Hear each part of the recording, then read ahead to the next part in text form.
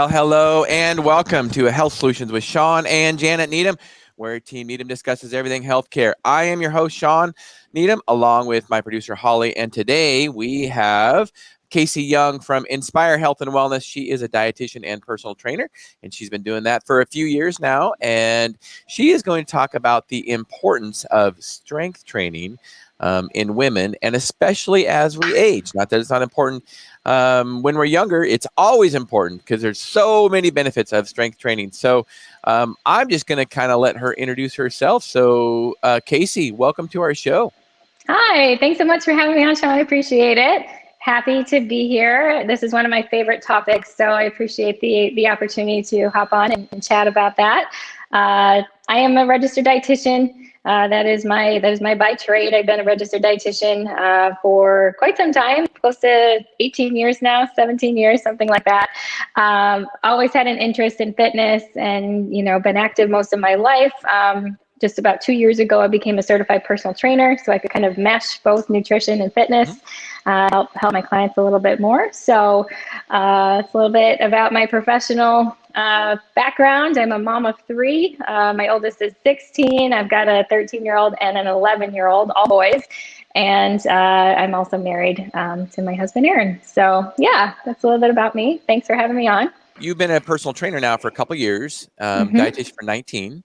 And so what got you into the personal training? So about 2.5 years ago, almost 3 years ago now, I started my business. I was at the time working as a clinical dietitian within a family practice setting. So I was doing weight management as well as diabetes education within the clinic. And I loved the work. I especially have a preference for weight management and helping people get to a better weight and helping them feel better. And within the clinical setting, number one, I wasn't crazy about diabetes. I will say that it's a challenging disease to work with. Sometimes patients just aren't always ready to make change, even though they've had that diagnosis. So just wasn't necessarily my favorite kind of work, but I really enjoyed the weight management piece. And in that job, I found that, I had a lot of knowledge to offer my patients, but I didn't always have the opportunity to meet with them as frequently as I wanted to with restrictions on insurance and, just being in that clinical setting. I couldn't see them every week or I couldn't talk with them every week. So kind of formulated this idea of, I really feel like if I could work with someone and have a little bit closer relationship, maybe connect with them weekly or multiple times a week and just kind of check in on them a little bit more frequently, I feel like they could be more successful with what they're trying to accomplish. So this little idea popped in my head and I kind of thought about doing some nutrition coaching with my background in nutrition. And I thought, well, let's just see what happens. I'm going to throw it out there. And, the wonderful world of Facebook can be good at times. And it definitely was for me as I started my business pretty much through social media, created a Facebook page, kind of just said, here's what I'm offering, nutrition coaching, and slowly but surely started getting people to work with me and found that it was hugely helpful for them to have a support person that they could connect with weekly and touch base with and, just be able to provide them some accountability in addition to just the education. So with that, the fitness part, like I said, I've always been interested in fitness and it was something I was, big into in my life. And I knew it could be very helpful for my clients as well. I just didn't really have the education and, certification to go behind it. So I thought, well, let's see what I need to do to become a personal trainer. And, it's not super hard. It's not like you have to go to school for years and years to become a personal trainer. So I did a certificate program. I went to a training, I studied, took an exam and got the certificate. Now I have a little bit more knowledge and understanding of a lot of things related to fitness. And after that, I started just to kind of implement the two, nutrition coaching as well as the fitness part. And it's been great. It definitely is a nice, complement to each other because when you're working to lose weight, it can be very helpful to be working on nutrition and fitness at the same time. For sure. They go hand in hand. Yeah, definitely. We talk about on our podcast all the time how there's three things that you can do to keep your body healthy in general. These are very, very broad. I want to hear them. Yeah. So you already know them. So it's nutrition, it's exercise, and then it's sleep. Yeah, that would and we have been my also, top three too, right. for sure. And we also say that, of those three, the most important is sleep. We will die without sleep before we'll die without food. And of course, we don't have to exercise to Hmm. stay alive, but it will Correct. make us healthier. So, Yeah. speaking of healthier, speaking of exercise, tell us the importance of exercise and strength training specifically, when it comes to aging and when it comes to women and everybody. But go ahead and hit on that. Okay, great. So as I mentioned, I've always been an active person, did sports as I was younger in school, during my pregnancies in between, trying to lose that weight, got active with running, started doing some races. Running was a lot of what I did, a ton of cardio. And it kind of, served its purpose. Like, I think it's a really great mental health component. If we're moving and we're exercising, it can really be good for our stress and for our mental health. But it was challenging to kind of get my body to a place that I wanted it to go. And so not until like later in my 30s did I really find strength training and the benefits of that. And I really feel like it's such a key component for all women. I try not to do blanket recommendations, but I pretty much say all women should be strength training, but especially as we're getting older, because I feel like there's so much related to, how our body looks, how our body feels, and how our body functions. And strength training can really help improve all of those things. So as I got older, into my 30s, got into regularly strength training and really thought, this is so key for so many women who are trying to lose weight, right? They all want to lose weight on the scale, but when you talk to them, it's not necessarily just about the scale. They want to feel good. They want to look good in their clothes. If they could drop a pant size, that's fantastic. Even if the scale doesn't necessarily change, they're going to be pleased and happy with those results. Not only that, I find it to be so incredibly empowering for the women that I work with and for myself as well. Like, when you are strength training, you feel good, you feel strong, you feel confident, really seeing that confidence increase in my clients is one of my favorite things.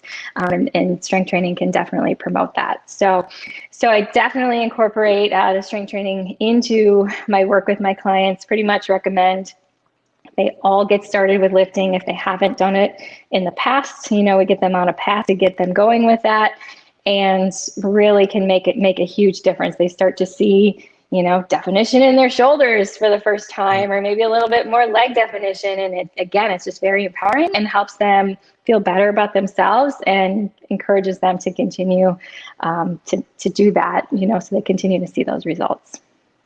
Well, and I think you hit on it, about, the weight or the scale, or, it's not always what the scale says. In fact, who Right. really cares what the scale says? Let's be Yeah. honest. It's Yeah. about a look. It's about how we look. The scale can be a tool, Mm-hmm. but that's really it. It's about how we look. So, Yeah. how our clothes fit and how we look. So, tell us a little bit about what a strength training routine. I know this is a general question, but what do Okay. you see as far as, how often do you work out, how long, and what does a typical session look like? Yeah, so great question.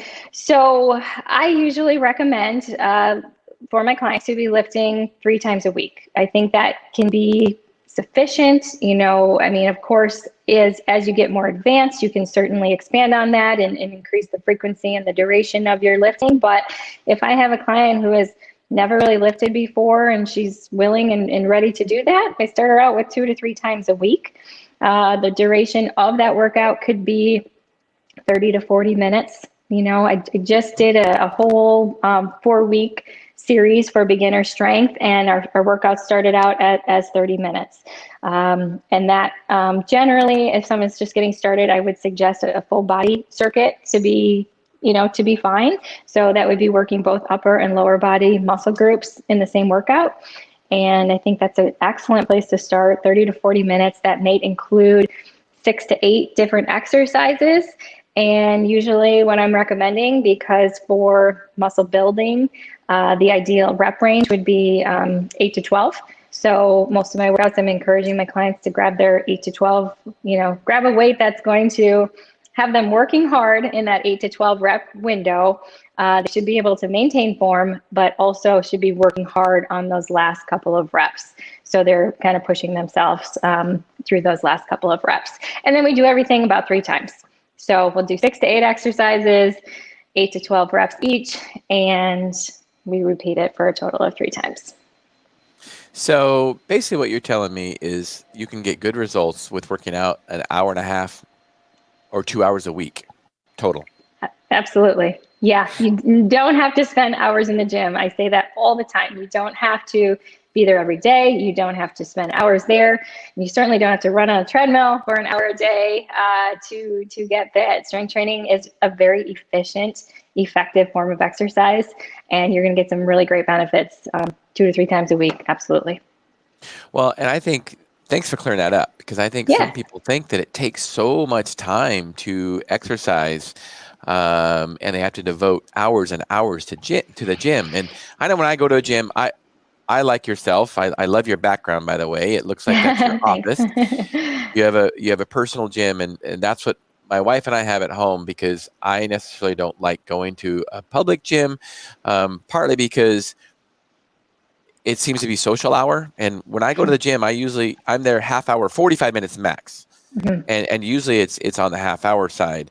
And you can get a lot done in a half hour if you're not socializing. So if you're just working through it, right? So exactly. Right. And if you're doing 6 to 8 reps in a half hour, or 6 to 8 sets in a half hour, you're moving, right? Yes, absolutely. Yep. And that's kind of the benefit of that full body workout, is because you're working different muscle groups. So you can go to an upper body exercise, recover maybe 20, 30 seconds, and then go into the lower body. Because you're working different muscle groups, you can still work those effectively. So that's one of the benefits of doing a full body circuit as well. But yeah, a lot of my clients, they don't even have gym memberships. I tell them, you just need a handful of dumbbells and you can do all of my workouts from home, because I work with busy women. They have a lot of responsibilities. They have work, they have, home life. They maybe got older parents that they need to, tend to or take care of, and in that way as well. So, they don't have to feel like they need to drive to a gym. And in my community, a lot of women, it's more rural. So it takes 20 minutes maybe to drive to the gym, so you're burning 40 minutes just to and from. So I like being able to offer workouts that my clients can do at home with a handful of dumbbells. It's just a much more efficient way to get that workout in, and kind of no excuses. Like, I can do it at home. I don't have to drive. I don't have to take that extra time. So yeah, absolutely.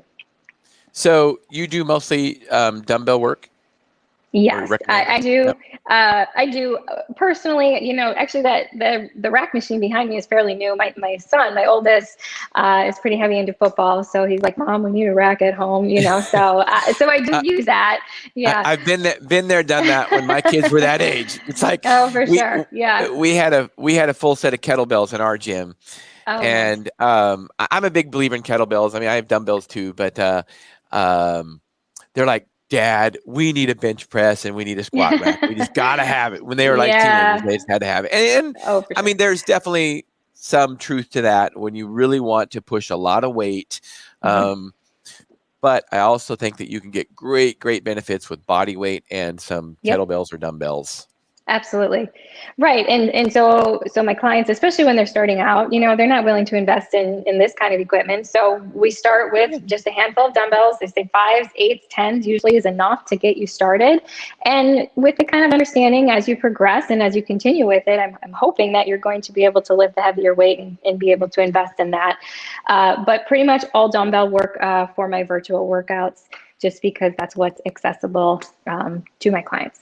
So that's what we do. Mm-hmm. And body weight exercises too. Mm-hmm. Yeah. So can you give us an idea of what the 6 to 8 sets would be? Like, are they shoulder presses, or are they dumbbell squats? What are they?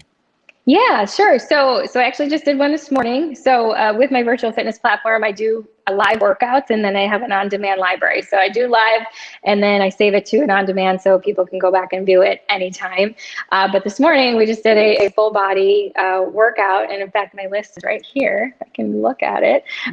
We always start the workouts with push-ups, and I always encourage my women to do push-ups almost daily at home just to help, increase their strength. And a lot of them like that look of the defined shoulders. I'm like, that's going to help you get that look if you can increase your push-up frequency. So we always start our workouts with push-ups. On the floor, on the wall is fine. On the knees is totally fine. If they're just building up to that, that's not a problem. But I am always excited to hear their progress once they start on their knees and then they tell me, Casey, now I can do 8 or 9 push-ups, regular push-ups. The progression is just always amazing to me. So we did push-ups, and then we did an elevated goblet squat, which we do on a standing dumbbell. So we put one up on the floor and elevate our heels. And then we hopped on the bench and we did some decline push-ups. So more push-ups within the circuit. And then we did some single leg Romanian deadlifts with the dumbbell. And then from there, looking at my list, we did shoulder press, Bulgarian split squat, which is always fun. And we did a dumbbell row and then an upright row to a curl. So I was waiting I was waiting for the bicep work there, and there it was there. There it was. Well, on Monday, I just did back and biceps. Sometimes I do different splits because I do have an advanced kind of group as well. So we did back and biceps pretty heavy on Monday. So, but yeah, that was an example of a full body lift. Just an example of when I change up the workouts, but yet keep the muscle groups consistent, right? So making sure that we work all the major muscle groups throughout the week. That's what I try to do. So 8 to 10 reps or 8 to 12, you said? Yes. Yep. And then how long between sets? How long do you rest? So like I said, with a full body, I usually alternate upper and lower, and we'll do everything. And then we repeat it 2 more times. So we go a little bit quicker in between the exercises when we work that way. And so I might take 20 to 30 seconds. And then we go from the elevated goblet squat, give you a little recovery, 20, 30 seconds. And then we go into the next move, which is that decline push-up. So we push through this workout. It probably was around 30 to 35 minutes. And then I do a warm up and a cool down. And we also worked in some core. I think I did a 6-minute core, series right after that. So it was a total of 45-minute workout, warm up, cool down, lifting set, as well as some core was worked in there. Now, is there a time where you recommend working out? In the morning or in the evening? Good question. I prefer the morning. That is my best time to work out. I like getting it done first thing in the morning.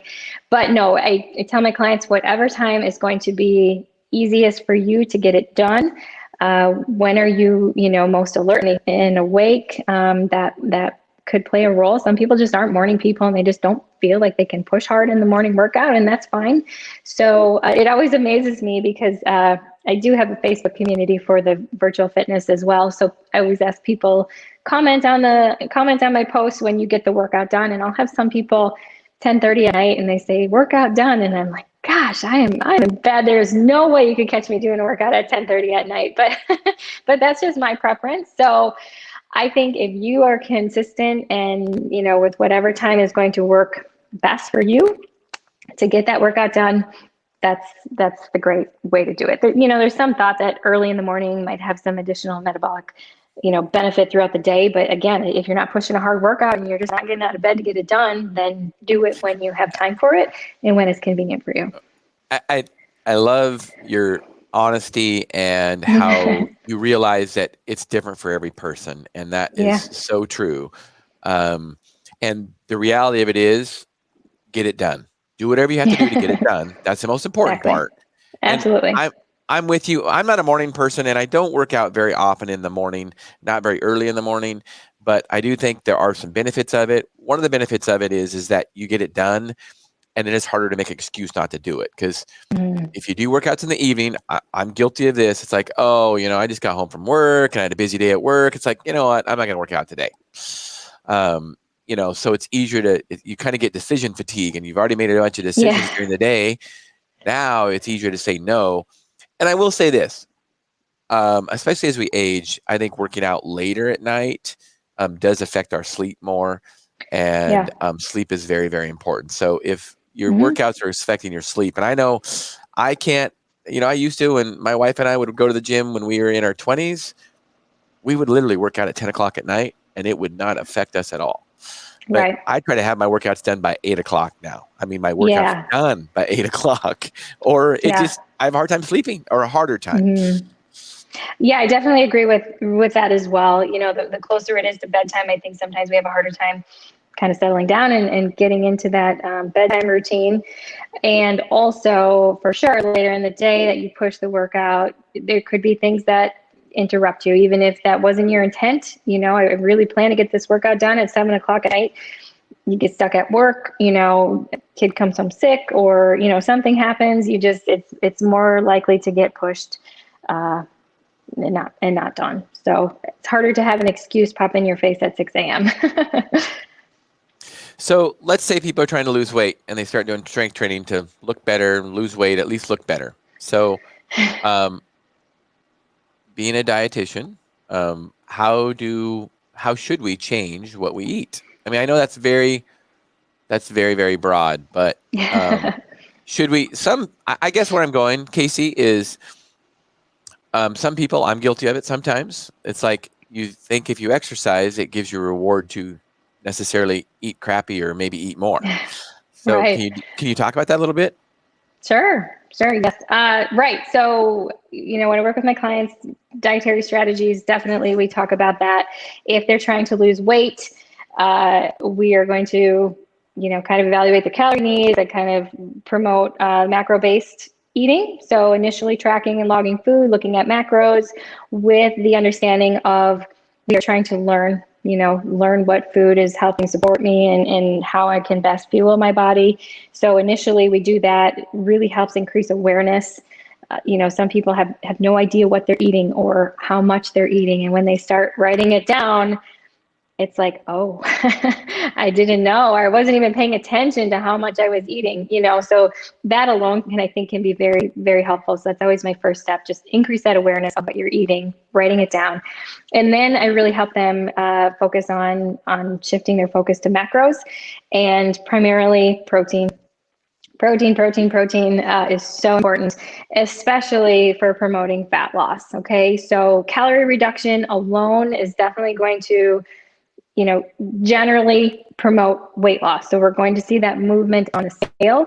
But if you are someone who wants that more fit and lean look and you're trying to, lose weight as well, you're going to want to emphasize protein in your diet and also with the strength training. And both of those components are going to help you lose fat. So I recommend lean protein pretty much with all meals, most snacks as well. We get a protein target and we try to help them build their meal around that protein to help them meet that target. And it's beneficial for two reasons.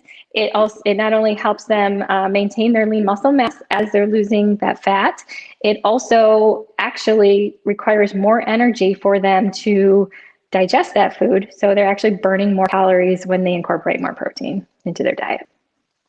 Wow, that was very good. Thank you so much. Okay, you're I love welcome. it. Well, and when you think about it, it should make a little bit of sense when you talk about, lean protein and protein being harder to digest than, let's say simple sugar. I mean, simple sugar, simple carbs are very, very easy to digest. They're absorbed directly into our body. That's one of the reasons they're good fuel if we Right. need glucose right now. But if we're trying to lose weight, it's not the greatest thing. Exactly. Right. And, I'm all about balance, and I know that carbohydrates are needed. Absolutely. We talk about quality carbs, versus maybe not so healthy carbohydrates, and try to promote those more. But right, they're important, especially for someone who is working out consistently, maybe more than 2 to 3 days a week. They definitely need some more carbohydrates on board for fueling those workouts and having them feel better in those workouts as well. Oh, Casey, I love what you said already because we get so many, Okay. and there's so many anti-carb people, and Oh gosh, yes. especially with keto. And I'm not against keto. I'm not against Yeah, keto, but I'm an endurance athlete for one. I work out anywhere from 10 to 15 hours a week. I need carbs. you If you're need burning carbs. them, you need Absolutely. carbs, right? Absolutely. Yep. Um, and if you're burning them, it's okay. Now that doesn't mean you should eat junk carbs, like you say. Nope. Quality carbs Mhm. are very, very important. But I think the longer, the more intense, and the longer your workouts are, the more you need carbohydrates because you are burning them. Definitely. Right. So when I'm working with my clients, I'll take all of that into consideration. Maybe they are, they enjoy running, they enjoy biking. Maybe they're, doing some of these endurance events. I'm definitely going to take that into consideration when I'm putting their macronutrient recommendations together. We're still going to keep their protein intake high. I shouldn't say high, but high enough. But Mhm. I'm going to definitely liberate their carb recommendation for sure for some of those clients. Although I will say for a lot of my female clients, as we age, I feel like carb control, being a little bit tighter, can help promote some better results compared to when we were younger and we're just kind of watching that calorie level. We definitely keep that in check. But again, it's not low carb by any means. You mentioned keto, and that could be a whole nother topic, but I will say it's a restrictive form of eating. You're basically restricting an entire, category of foods.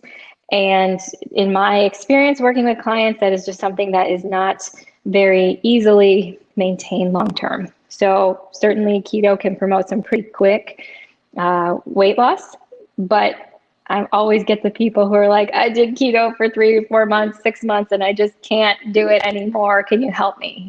They're just done. They can't be in that restrictive mindset all the time, or can't continue to do that. So that's where I stand with that. Anything that I feel is too restrictive, it's like, how long can you actually do it for? Why not learn to fuel your body properly and be able to do it sustainably for the long term? Right. That's what the important part is because you can't do it for the long term. It doesn't do you much good, right?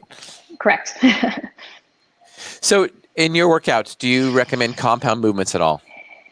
Yeah, we definitely do compound movements, some more than others. I mean, I'm a huge fan of squats and deadlifts, and those are some pretty key compound movements. But sometimes we'll take it a step further. We'll do like a lunge curl, or we'll Yeah. do a deadlift to a row kind of thing. So we work in more of those. I always say those are the more efficient workouts, right? Because you're really working those muscle groups at the same time. So a lot of times if I do like an express lift, like it might be 30 minutes start to finish with warm up and cool down, I'll work in a lot of those compound movements just to maximize Yeah. the time that the women are spending in those workouts. Yeah, it's amazing how much you can get done when you start doing compound movements like Yeah, squat to shoulder press. I love that one. sure. Yes. And Yep. you can Squat just press. get a Yeah. lot done, and it's a good cardio workout, right? Yeah, it totally is. So good cardio workout, get that heart rate going, burning off a whole ton of calories. And thank goodness it's only 30 minutes, because who can keep that up for 45 minutes to an hour? You couldn't physically, you Right. just would be exhausted. So yeah, yeah. And I'm glad you hit on that because here's my opinion about strength training. Some people like to brag that they spend 2 hours in the gym strength training, and in my opinion, if they're doing that, they're not working out hard enough. Right.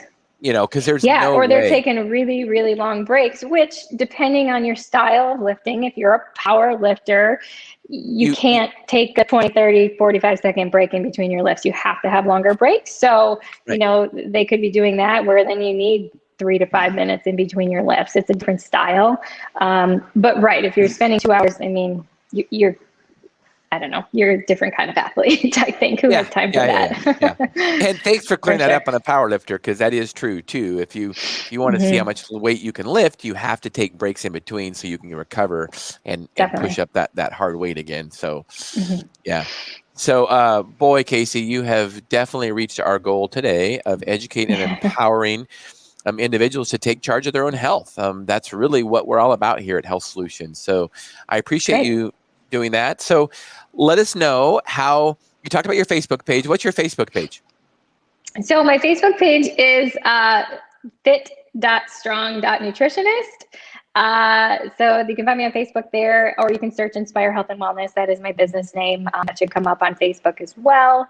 Instagram and TikTok are probably my primary social, socials. If you want to find me there, my username on both of those is just fit.nutritionist on both TikTok and Instagram. And I will tell you, and Casey and I were talking before the show, I found Casey on TikTok, and I just started my own TikTok account a few months ago. Yeah. And my kids told me, "Oh, Dad, you don't need to be on TikTok. That's just for kids." And I got on TikTok and I started finding a lot of videos on hormone replacement, on nutrition, on health and wellness, and on strength training. That's how I found Casey. So don't forget about TikTok. It is a wonderful way to get lots of information in like 1 minute. Right. Little tidbits of information. That's how we like it these days. Fast, quick. Give me what I need to know in a short amount of time. So yeah, I found TikTok to be a pretty amazing platform as well. My son, same thing. When I said last fall, I've only been on it for about a year, and he just was like, "Mom, you don't need to be on TikTok." Like, I think he was just like, please don't do that. And I did it anyway. And I'm glad that here goes my desk down. Shoot. I've got one of those desks that goes up and down, and I hit the button. It's not locked, apparently. Anyway, so I ignored him, and I went ahead and started TikTok, and it has been wonderful because it has greatly expanded my reach for my business. I've gotten a lot of wonderful clients, and just kind of different opportunities like this, meeting you and hopping on your podcast. It's been great. So thanks for having me today. I appreciate it. Yeah, you're welcome. Thanks for being on. And as we wrap this up, Casey, what do you have a passion for? My passion is truly, and always has been, in helping people feel good and feel better and gain confidence in themselves. So I apply that through, my knowledge with nutrition and in working with my clients in the fitness aspect. I'd say fitness-wise, definitely strength training is my passion, and I love sharing it. I love sharing it with women, and I love teaching them, the basics and the important foundational pieces of strength training so they can continue to do this long term and see benefits for years down the road, and I always say one of my goals as I age and as I get older, I want to be able to be that, 70, 80-year-old woman who is carrying her own groceries or shoveling her own driveway and just, being able to maintain my functionality and independence as I get older. And I know that I need to lift from now until then to be able to do that. So helping people feel better about themselves and feel good and have the energy to do the things they need to do in their life. And on that note, as we age, one of the, especially for women, one of the worst diseases that women can get is osteoporosis. And there is no better exercise than strength training to prevent osteoporosis. Absolutely. You want to touch on that really quick? Yeah, absolutely. So, that resistance training, the strength training is key, so key for continuing to stimulate that bone growth and production. And when you strength train and you maintain that, you will have stronger bones as you age. And I tell a lot of, younger women this, like women in their 20s, they don't even want to think about, when they're 60 or 70, and it doesn't really click with them at that point. But I think now, for me in my 40s and then my clients in their 40s and 50s, we see what's maybe happening to our mothers or our aunts or, friends that we know who are in their 60s and 70s and 80s having these issues with bone health, falling and breaking a hip, and how that can be so detrimental. And so, it becomes a big part of why I strength train and, why I encourage my clients to do it, because like you said, there's no better exercise to do to help stimulate that continued bone growth and production and strength and function than strength training. So many wonderful benefits. Bone health is definitely one that's way up there as well. And there is no better thing ever invented for depression than exercise and strength training, especially. Absolutely. And that's coming from a pharmacist. There is no better drug than exercise for depression. Mm-hmm. Yep. And key as we get older as well, right? We're more likely to see that as we feel more isolated and and different life events happen. For sure. Activities, staying active. When your body's in motion, it stays in motion. So don't ever stop moving. And yes, if you haven't ever started strength training, I have women in their 50s and 60s who start. It is never too late to give it a try. So I'd be happy to help anyone get started if you're interested, and happy to connect and answer any questions moving forward too from your audience. Yeah. I love it, and please reach out to Casey. She has a wonderful wealth of knowledge when it comes to diet and nutrition, and of course exercise. So thanks for being on to Casey. I really appreciate it. Yeah, thank you so much. All right. So Tuesday, our regular podcast is usually on Monday, but I will be traveling to Monterey. I will have a bike race on Sunday, and I won't be back till Tuesday. So our podcast will be on Tuesday, 12:30 to 1:30. Speaking of strength training, speaking of exercise and diet nutrition, you don't want to miss out. Dr. Josh Levitt, he is actually a doctor, and we're going to talk about how he calls it deprescribes medication. So people that come in with high blood pressure, with diabetes, with high cholesterol, and they're on a load of medications, he actually, through diet, nutrition, and exercise, helps him get off the medications. I love it. He's preaching to the choir when it comes to this podcast, and to Janet and I, who are pharmacists that don't believe in most medication to treat long-term disease. So you don't want to miss out on that podcast. Dr. Josh Levitt from Napa Direct Care out of Idaho. And Casey, thank you for educating us today. I really, really appreciate it. Listeners and viewers, thank you for tuning in to Health Solutions with Shawn and Janet Needham. Tune in Tuesday. We'll see you later.